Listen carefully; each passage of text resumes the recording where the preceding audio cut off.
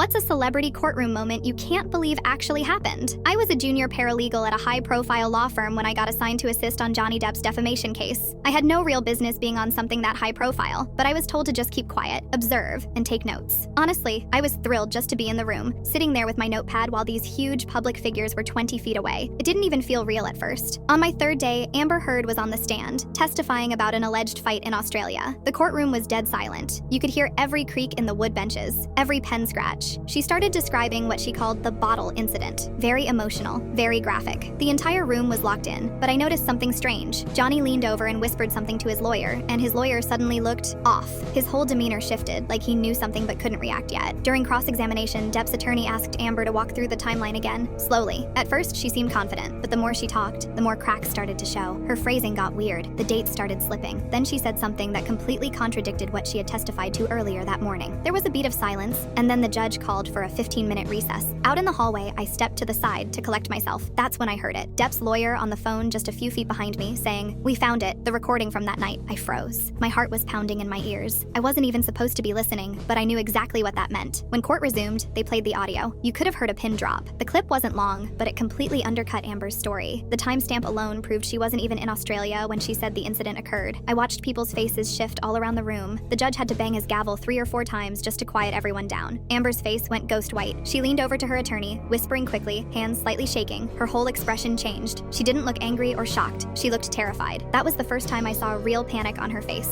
I'll never forget it. That night, my supervising attorney called me into his office. He didn't even sit down, just handed me a manila folder. Inside were several clear photos of Amber at a house party in Los Angeles. She was smiling, drink in hand, no injuries visible. The kicker? The photos were dated the same night she claimed to be injured in Australia. My supervisor looked me straight in the eye and said, "You're the only one who knows I have these. They were delivered anonymously this morning. No note, nothing." I didn't sleep at all that night. I kept thinking, why us? Who sent those? The pressure was unreal. I could barely focus the next day. I ended up quitting the following morning. I just couldn't deal with the weight of being even a small part of something that messy. Too many secrets, too many eyes. 2 weeks later, those exact photos showed up in court. The other side didn't even try to refute them, and no one ever figured out who sent them. Not officially anyway. I still think about it sometimes. Someone out there had that proof, waited for the perfect moment, and slipped it into the right hands without ever being seen.